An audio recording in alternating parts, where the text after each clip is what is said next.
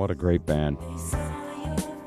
That's Black Cow, Steely Dan. Joining us this morning, the two men who comprise one of the greatest duos in the history of modern music. Walter Becker and Donald Fagen have written some of the most entertaining, sophisticated, and funky songs ever played on FM radio. With the help of over the decades from hundreds of stellar musicians who've graced their albums and their tracks. You know the band as Steely Dan, the Grammy-winning group responsible for Reelin' in the Years, Ricky Don't Lose That Number, Hey 19, Deacon Blues, and so many more. Next month, you can see the Grammy winners and Rock and Roll Hall of Famers playing their music that spans the entire Steely Dan catalog at a summer tour event here in the Northwest. Tickets for Steely Dan at Mary Moore Park on July 5th and 6th are available now at axs.com. That's axs.com. Walter Becker and Donald Fagen, welcome to the Bob Rivers Show. How are you guys? Are you Bob? Yeah. Oh, okay. Hey, Bob. Hey. Bob. All right, now... Rivers, do you have one of those carts that you put in once in a while? You know, I had one way back years ago, and I think we still have the jingle. I haven't played it in about 25 years. But the jingle? There was a whole jingle? I was on FM with no static at all, and I was quite proud of it. Oh, that's great. Yeah. How about that? That movie, by the way, and this is Joe, guys, that movie inspired me to want to be in this business. That song FM, did you make that for the movie, or did the song come then the movie? No, yeah, we were asked to do a title, a song, and so that's what we came up with. So the song didn't exist first. It was like it's like a gig, right? It was a gig. It was just sort of an assignment, if you will, to write a song that would do something, have some relationship to the movie. Now, Steely Dan, I like the way Joe described you in this introduction. I don't know how you guys feel about it, but entertaining, sophisticated, and funky at the same time. The music, I believe, still stands up as some of the most original. It's really not derived from any other kind of artist. So I'm going to ask each of you, who are your big influences? First, Walter Becker. I think my influences are modern jazz musicians mostly, and then to begin with, and then after that, the kind of 60s, Bob Dylan and the bands from the 60s and so on that came along, and blues, of course. Blues is probably the main thing in a way, although I was listening to jazz before I was listening to blues, so but that was where I really sort of envisioned myself, digging in. And Donald Fagen? Pretty much the same, a lot of jazz and blues and soul music in the 60s, and when soul kind of evolved into funk, I was interested in that too. Some reggae music, perhaps. So maybe super creative and open-minded, and yet you guys have this string of hits, timeless hits. Were you surprised ever, or was it by design that you had big, massive hits? I was really surprised, yeah. Well, I mean, we knew that it would have some appeal to a certain audience, and it was, like when we had one hit, that wasn't. We figured we were at least entitled to something, but we didn't realize it would be last this long.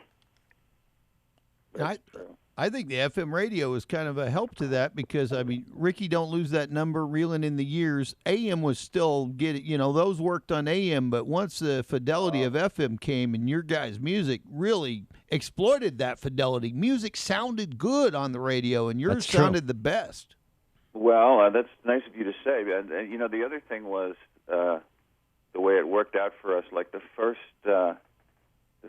song that the first record that we released, which happened to be a success, was "Do It Again," and it was not only was it an unusual sounding song, but it was long, and a lot of people played the long version with the couple of the extra solo or two or whatever, and because of FM, they would do that. The AM stations eventually played the sort of longish edited version, I think, and that became a hit. But it took, and the other thing is, it took many months.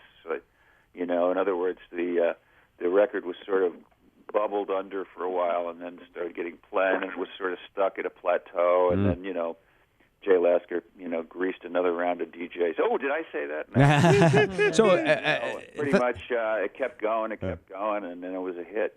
And there used to be back then. Nobody knew the name of the song. Right. There used to be back then record promotion, and what would happen, speaking to what you're saying, is something would percolate under in that people were really digging it, and then once the promoters got an idea that, hey, this has real legs, then they would come on and really drive it home.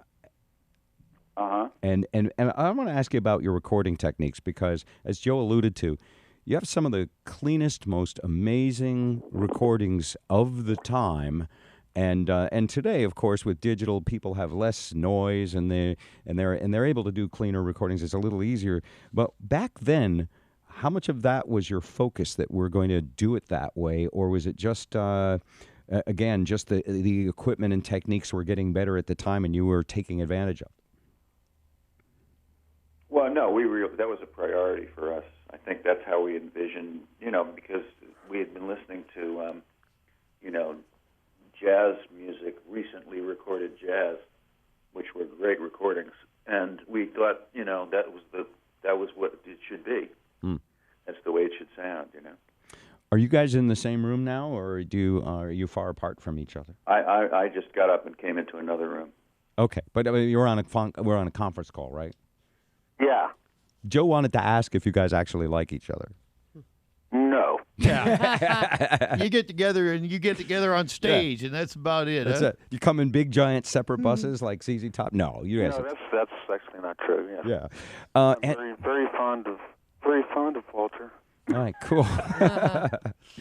And there was a period of time when we didn't see you. You guys sort of reserved and shy a little bit, and I guess we didn't see you. What was it? Most of the 80s, you guys weren't really touring or doing too much. Who wanted to be out and about in the 80s, The 80s was a bummer decade, man, let's face it. Were you afraid that the hair and all the style of the 80s, that you'd have photos of that would live on forever, and so you just took the 80s off?